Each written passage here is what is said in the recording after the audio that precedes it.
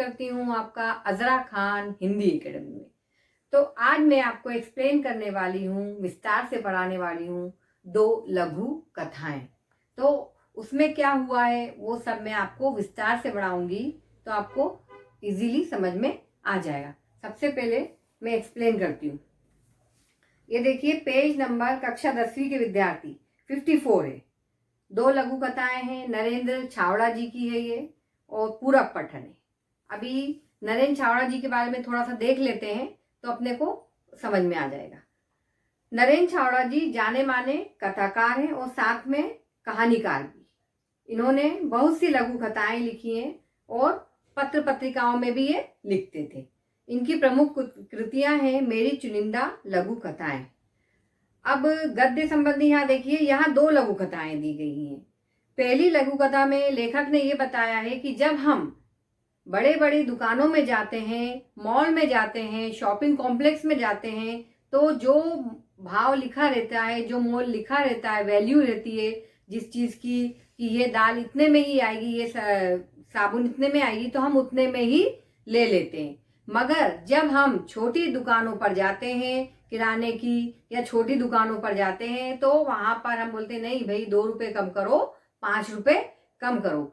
अमीरों को तो हम कुछ बोल नहीं पाते हैं और गरीब बेचारे जो हैं उनको ही हम कमी करवाते हैं, जिनको आवश्यकता है उनसे ही हम पैसे कम करवाते हैं। तो यहाँ पर लेखक पंडित ये नरेंद्र छावड़ा जी है, इन्होंने यही बताया है।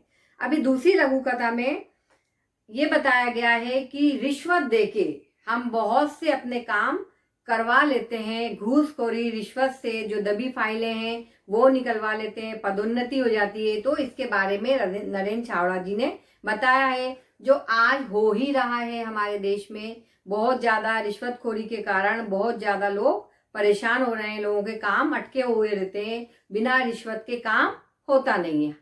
ठीक है, अब देखते हैं यहाँ पर नरेंद्र छावड़ा जी की ये है कंगाल। इस वर्ष बड़ी भीषण गर्मी पड़ रही थी। दिन तो अंगारे से तपे रहते ही थे, रातों में भी लू और उसमें उमस से चैन नहीं मिलता था।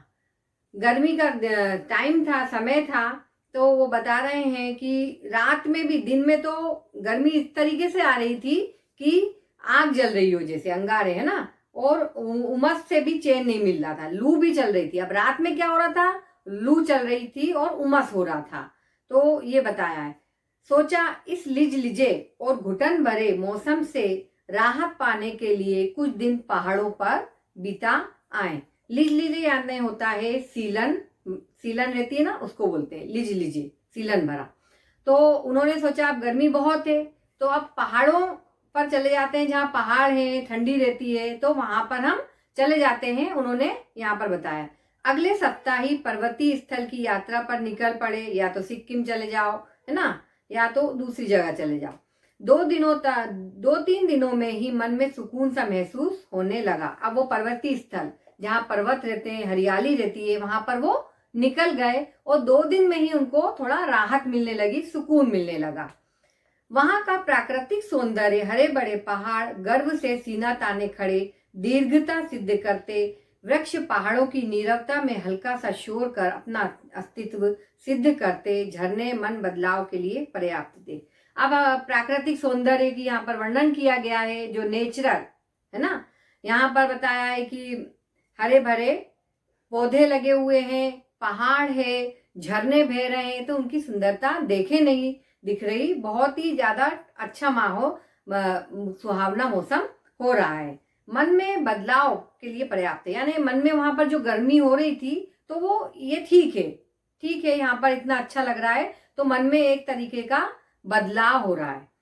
उस दिन शाम के वक्त झील किनारे टहल रहे थे, एक भुट्टे वाला आया और बोला। यहाँ पर देखिए आप, यहीं से ट्विस्ट आएगा इसमें कहानी में। यहाँ पर जो पूरा पठन है कंगाल, इसमें भुट्टे वाला आया, साहब भुट्टा लेंगे, गरम गरम भून कर मसाला ला कर दूंगा।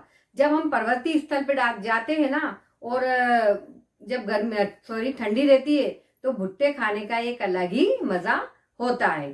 तो भुट्टे वाला आया, उसने पूछा साहब आप भुट्टा लेंगे क्या। सहज ही पूछा कितने का है। उन्होंने पूछा, लेखक ने, कितने का है। तो उसने बोला 5 रुपए का है।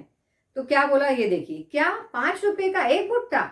हमारे शहर में तो 2 रुपए में एक मिलता है, तुम 3 ले लो।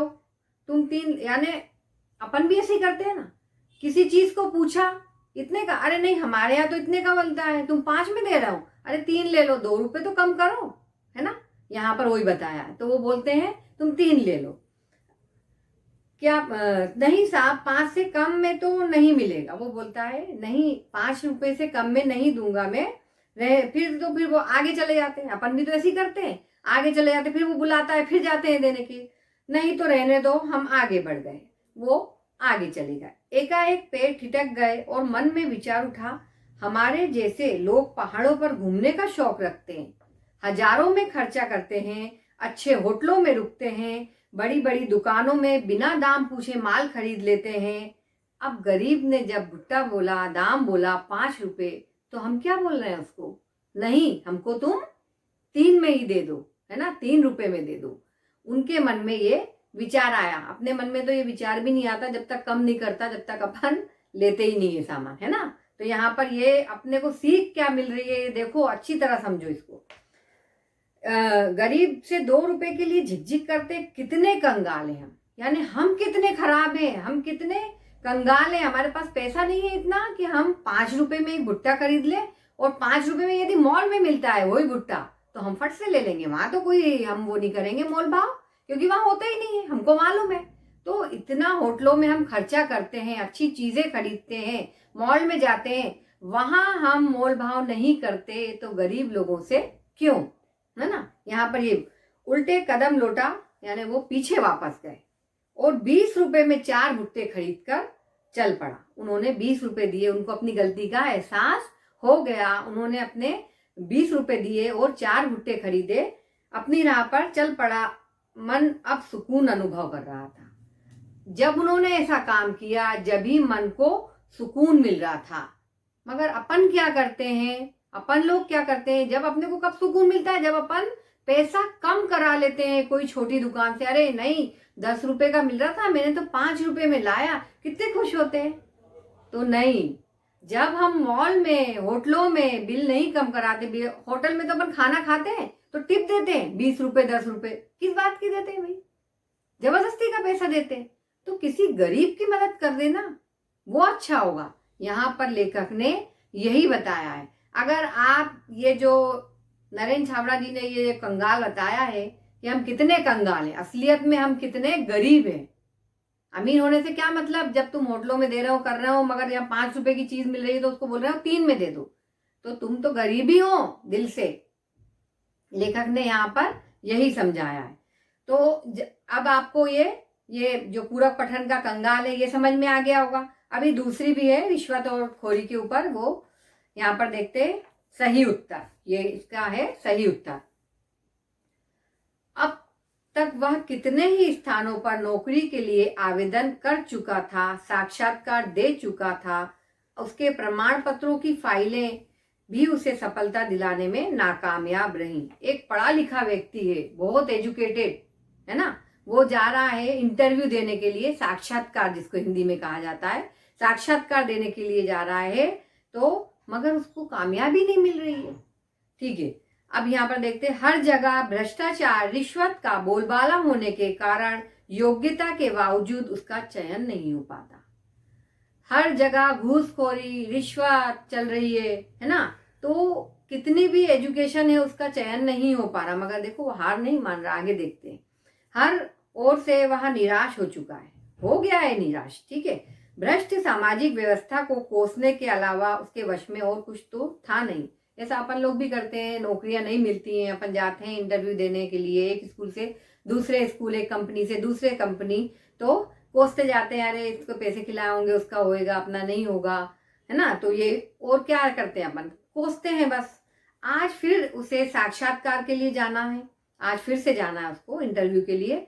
अब तक देश प्रेम, नैतिकता, शिष्टाचार, ईमानदारी पर अपने तर्कपूर्ण विचार बड़े विश्वास से रखता आया था, लेकिन इसके बावजूद उसके हिस्से में सिर्फ असफलता ही आई थी। जब उससे क्वेश्चन पूछे जाते थे तो बड़े ही अच्छी तरह, शिष्टाचार यानी अच्छी तरह बोलना, तरीके से बोलना, ईमानदारी से जवाब देना, है ना, और देशभक्ति के बारे में बोलना, ये सब वो कर रहा था, मगर अब उसको सफलता ही नहीं मिल रही थी। अभी आगे देखेंगे वो क्या करता है। साक्षात्कार के लिए उपस्थित प्रतिनिधि मंडल में से एक अधिकारी ने पूछा, भ्रष्टाचार के बारे में आपकी क्या राय है। यहाँ पर वही क्वेश्चन कर लिया उससे। साक्षात्कार जब होता है बड़ी पोस्ट पर, है ना, तो एक नहीं रहता है, पूरा प्रतिनिधि मंडल होता है। जैसे आईएएस आईपीएस के लिए होता है तो पूरे लोग बैठे रहते हैं, 5-6, वो लोग क्वेश्चन करते हैं, अपने से प्रश्न करते हैं। तो यहाँ पर प्रश्न था, भ्रष्टाचार के बारे में आपकी क्या राय है। अब वो तो भ्रष्टाचार से जूझ रहा था, कब से उसको नाकामयाबी मिल रही थी, तो अच्छा ही सुनाया होगा उसने। देखो, भ्रष्टाचार एक ऐसी कड़ी, एक ऐसा कीड़ा है जो देश को घुन की तरह खा रहा है। दीमक, जिसको क्या, घुन यानी दीमक लग जाती है ना, तो अपनी लकड़ी पूरी खराब करके ही छोड़ता है ना। तो उन्होंने क्या बोला, एक घुन है जो देश को दीमक की तरह खोखला कर रहा है। इससे सारी सामाजिक व्यवस्था तो चिंताजनक स्थिति पर पहुंच गई है। यानी जो व्यवस्था चल रही है उसके लिए हमें बहुत चिंता करना चाहिए। बहुत ज्यादा भ्रष्टाचार, रिश्वतखोरी, घूसखोरी आ गई है। सच कहा जाए तो यह देश के लिए कलंक है। वो क्या बोलता है, ये तो है ना, मैं आपको सही एक बात बताऊं कि ये हमारे देश के लिए, हमारे लिए एक कलंक है। अधिकारियों के चेहरे पर हल्की सी मुस्कान और उत्सुकता छा गई।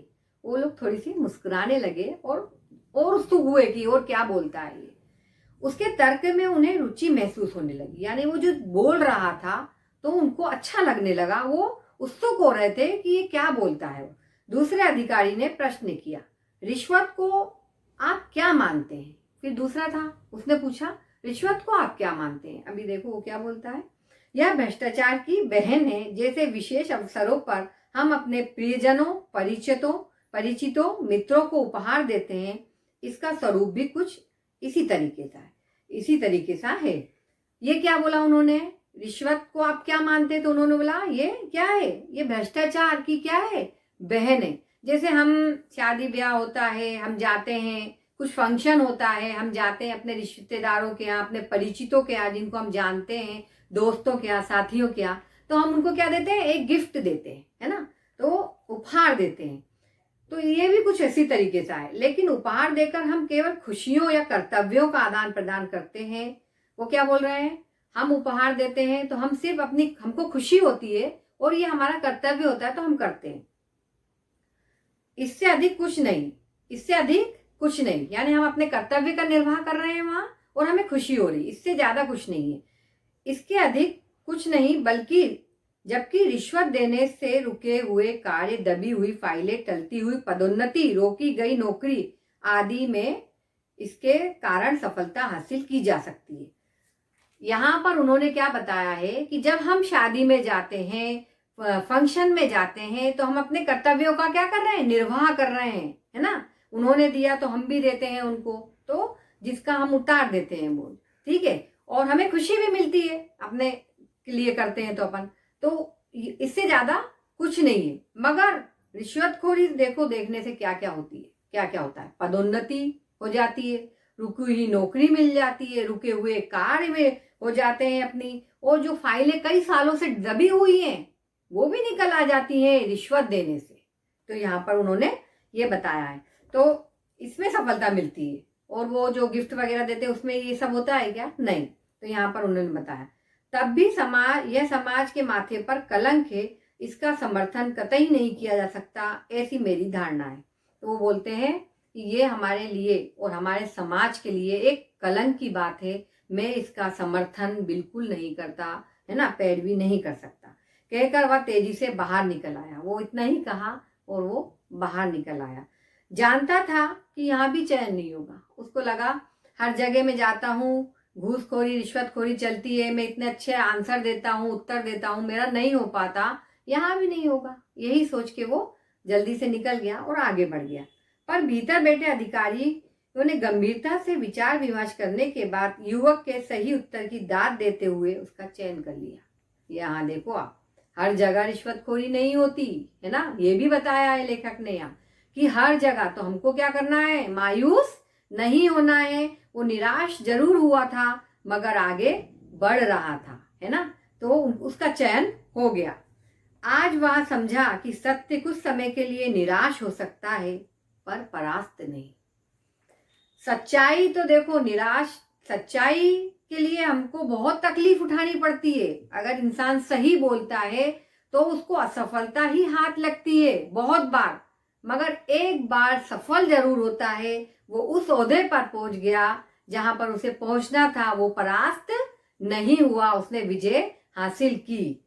तो अब यहाँ पर लेखक क्या बता रहे हैं कि देखो, एक तो उन्होंने ये शिक्षा दी हमको कि भाई घूसखोरी देश में होना नहीं चाहिए, और है भी तो हर जगह नहीं है। बहुत से डिपार्टमेंट, बहुत सी चीजें ऐसी है जहां पर बिना रिश्वत दिए ये सब काम होते हैं। तो हमें घबराना नहीं है, हमें मायूस नहीं होना है, हमें वही हिम्मत से उसी तरीके से आगे बढ़ना है जिस तरीके से हम पहली बार शुरुआत करते हैं। अगर हम हर बार हारते हैं तो उससे हमें निराश नहीं होना है, वो ही जज्बा रखना है और आगे बढ़ते हुए जाना है, और एक दिन आपको सफलता जरूर मिलेगी। इसी तरीके से आप लोग भी 10वीं के विद्यार्थी शुरू से मेहनत करें, सफलता जरूर मिलेगी, कामयाबी जरूर मिलेगी। किसी के बोलने से ना रुके, रिजल्ट बताएगा कि हम कहाँ पहुंचे हैं, है ना। ठीक है, समय दें अपने आप को। ठीक है, ये देखो, अभी आपने देखा नरेंद्र छावड़ा जी की ये 2 पूरक कथाएं थी, लघु कथाएं। कितनी अच्छी बातें की उन्होंने कंगाल और सही उत्तर में। वो एक ही उत्तर देता और चला जाता है, और उसी उत्तर के कारण उसका चयन हो जाता है। तो लेखक ने हमको बहुत अच्छी यहाँ पर सीख दी है। अब यहाँ पर मैंने कुछ है ना शब्द संसार लिख के रखा है, और इसमें जो मुहावरे आए थे उनके भी अर्थ लिख के रखे, तो वो देख लो आप। पहले शब्द संसार में देखो आप क्या क्या है। भीषण, भीषण का मतलब क्या होता है, भयानक, है ना। भीषण का क्या है, भयानक। लिख लीजिए, मैंने बोला था आपको सीलन भरा। नीरवता, नीरवता यानी एकांत, कोई कोई एकांत में रहना पसंद करते हैं तो वैसा। अभी कंगाल, कंगाल यानी क्या होता है, गरीब। साक्षात्कार, मुलाकात, मुलाकात इंटरव्यू जिसको बोलते हैं। रिश्वत, घूस। अब हम मुलाकात ही करते हैं ना, जब हम साक्षात्कार देने जाते हैं तो मुलाकात ही होती है। अभी वहां मुहावरे देख लो। सीना तानकर खड़े रहना, पहला है सीना तानकर खड़े रहना। निर्भय यानी बिना डरे, निर्भय होकर खड़े रहना। ठीक है, खड़े मिल गया रहना। दूसरा है बोलबाला होना, यानी प्रभाव होना। हम बोलते हैं ना ये राजनीतिक लोग का प्रभाव है वहां, इससे काम हो जाएगा हमारा, तो वो प्रभाव होना। दाद देना, तीसरा है दाद देना यानी प्रशंसा करना। दाद दी थी ना उनके उस अधिकारियों ने कि इसने इतना अच्छा उत्तर बोला, है ना, तो वो क्या हुआ, प्रशंसा करना। अब मैंने आपको ये पूरा पठन की नरेंद्र छावड़ा जी की 2 लघु कथाएं बताई, एक कंगाल और एक सही उत्तर। तो अब आपको समझ में आ गया होगा मेरे हिसाब से, और मैंने बहुत इजी तरीके से उसको विस्तार से समझाया है। तो अब आप भी मेरे लिए सब्सक्राइब करें। अब आपको जहां सब्सक्राइब करना है वहां तो आप करते नहीं है। अब मेरे चैनल को जल्दी से सब्सक्राइब करें, शेयर करें और लाइक करें। Bye, take care.